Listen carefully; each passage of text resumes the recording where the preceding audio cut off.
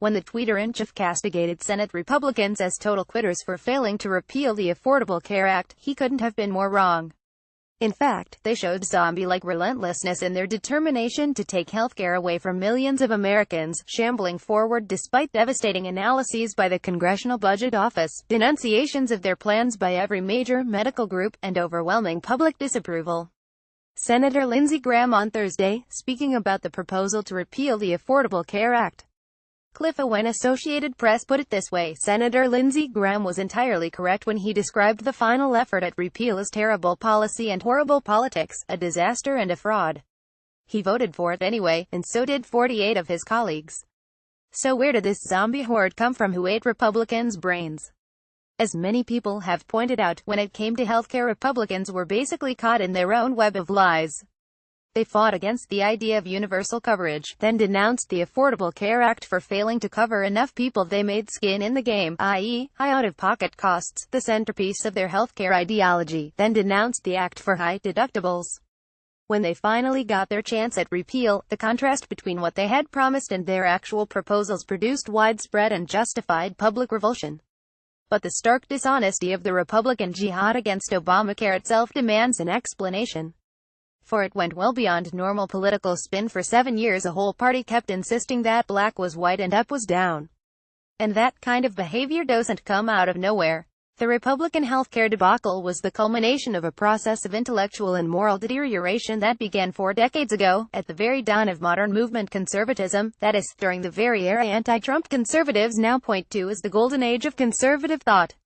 A key moment came in the 1970s, when Irving Kristol, the godfather of neoconservatism, embraced supply-side economics, the claim, refuted by all available evidence and experience, that tax cuts pay for themselves by boosting economic growth.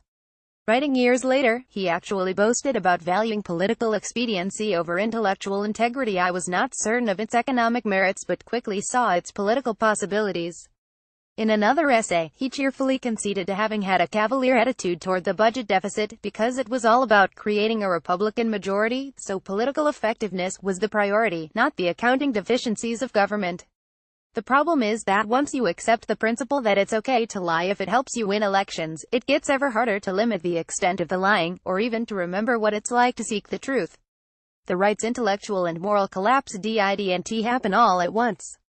For a while, conservatives still tried to grapple with real problems. In 1989, for example, the Heritage Foundation offered a healthcare plan strongly resembling Obamacare. That same year, George H.W. Bush proposed a cap-and-trade system to control acid rain, a proposal that eventually became law. But looking back, it's easy to see the rot spreading. Compared with Donald Trump, the elder Bush looks like a paragon, but his administration lied relentlessly about rising inequality. His son's administration lied consistently about its tax cuts, pretending that they were targeted on the middle class, and, in case you've forgotten, took us to war on false pretenses. And almost the entire GOP either endorsed or refused to condemn the death panel's slander against Obamacare. Given this history, the Republican healthcare disaster was entirely predictable. You can't expect good or even coherent policy proposals from a party that has spent decades embracing politically useful lies and denigrating expertise. And let's be clear, we're talking about Republicans here, not the political system. Democrats aren't above cutting a few intellectual corners in pursuit of electoral advantage. But the Obama administration was, when all is said and done, remarkably clear-headed and honest about its policies. In particular, it was always clear what the ACA was supposed to do and how it was supposed to do it, and it has, for the most part, worked as advertised. Now what may be, just maybe, Republicans will work with Democrats to make the health system work better. After all, polls suggest that voters will, rightly, blame them for any future problems.